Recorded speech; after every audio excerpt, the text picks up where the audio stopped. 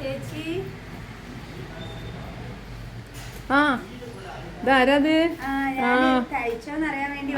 തയ്ച്ചിട്ടുണ്ട് കേട്ടോ. കുറച്ചുകൂടി തുന്നാനുള്ളതുണ്ട്. ഇങ്ങോട്ട് പോയാ കേറി ഇരിക്കുമ്പോ. എന്താ ഒരു ക്ഷീണമൊക്കെ ആണല്ലോ മുഖത്ത്? എന്ത് പറ്റി? ഭയങ്കര ഉറക്കമില്ലേ നിനക്ക്? ഒന്നുമില്ല, ഓരോരോ ടെൻഷനേ ഇങ്ങനെ ഓരോന്ന് ആലോചിച്ചിരുന്നിട്ട് അങ്ങനെ. എന്ത് ടെൻഷനാ? ഇങ്ങനെ ടെൻഷൻ അടിച്ചാൽ എങ്ങനെയാ? ടെൻഷൻ ഒന്നും വേണ്ട. എന്താണ് സംഭവം? ഇന്നത്തെ ദിവസം എന്തായാലും ഇരിക്കും മോളെ, ഇരിക്കി നമുക്ക് ഇരുന്നിട്ട് സംസാരിക്കാം. വാ. എന്ത് പറ്റി? എന്താ വിഷമം? ഒന്നുമില്ല ചേച്ചിയെ. എന്താ മുഖത്തൊക്കെ ഭയങ്കര വിഷമാണല്ലോ? എന്താ അറിയോ, ഈ മദ്യം ഭയങ്കര ഒരു പ്രശ്നമാണ് നമ്മുടെ വീട്ടില്.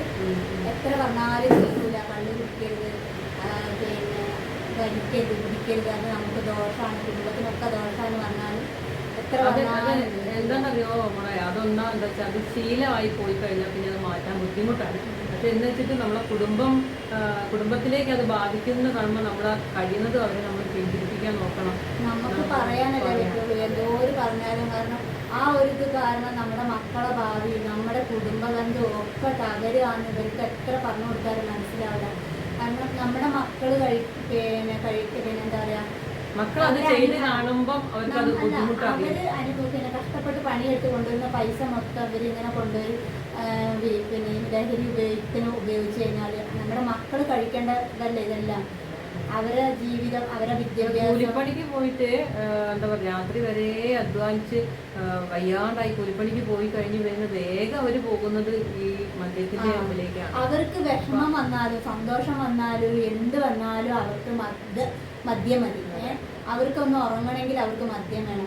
എന്നാൽ ഇവർ ഈ മദ്യം കഴിച്ച് വന്ന് വീട്ടിലുണ്ടാക്കുന്ന കൊല്ലാപ്പും മക്കളോടും ഭാര്യമാരോടും ഉണ്ടാക്കുന്ന കഷ്ടപ്പാടും, അപ്പൊ അവരനുഭവിക്കുന്ന വേദനയൊന്നും ഇവരറിയുന്നില്ല.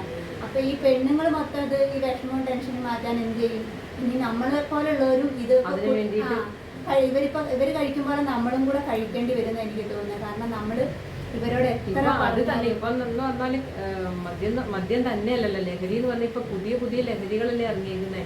നമുക്കൊന്നും അറിയാത്ത സംഭവങ്ങളാണ് ഇപ്പോഴത്തെ പിഞ്ചു കുഞ്ഞുങ്ങളടക്കം ചെയ്തു വെക്കുന്നത്. പിന്നെ എന്താണെന്നറിയോ, നമ്മുടെ വീട്ടിലെ മാതാപിതാക്കള് അച്ഛൻ എന്ത് ചെയ്യുന്നു അത് കണ്ടാണ് മക്കൾ പഠിക്കുന്നത്. അപ്പൊ അച്ഛൻ ലഹരി ഉപയോഗിക്കുമ്പോ മക്കളോട് നീ അത് ചെയ്യരുത് എന്ന് പറഞ്ഞാൽ അവിടെ ഒരു അച്ഛന് അതിനൊരു ഇതില്ല. മക്കളോട് നീ അങ്ങനെ ചെയ്ത് എന്തിനാന്ന് ചോദിച്ചാൽ അവർ ചോദ്യം ചെയ്യാൻ ചെല്ലുമ്പോൾ നിങ്ങൾക്ക് ഉപയോഗിക്കാമെങ്കിൽ ഞങ്ങൾക്ക് എന്താ ഉപയോഗിച്ചൂടെ എന്നാണ് ഇപ്പോഴത്തെ മക്കൾ ചോദിക്കുന്നത്. എത്രയോ മക്കള് ഒരു കുടുംബത്തിൽ ഇപ്പൊ അച്ഛനും മകനും മദ്യപിച്ച് വന്നു കഴിഞ്ഞാൽ അങ്ങോട്ടും ഇങ്ങോട്ടും വാക്കുതർക്കായി അടിയായി വെട്ടായി അങ്ങനെയല്ലേ ഇപ്പൊ എത്ര ഇതാ നടക്കുന്നത്.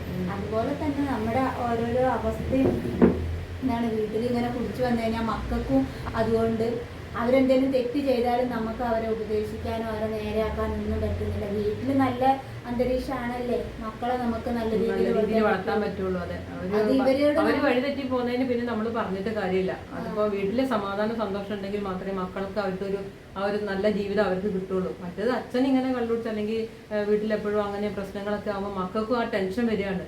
അവർ നന്നാവാണ്ട് അവര് വഴിതെറ്റി പോകുന്നത് നമുക്ക് ഒരു കാര്യം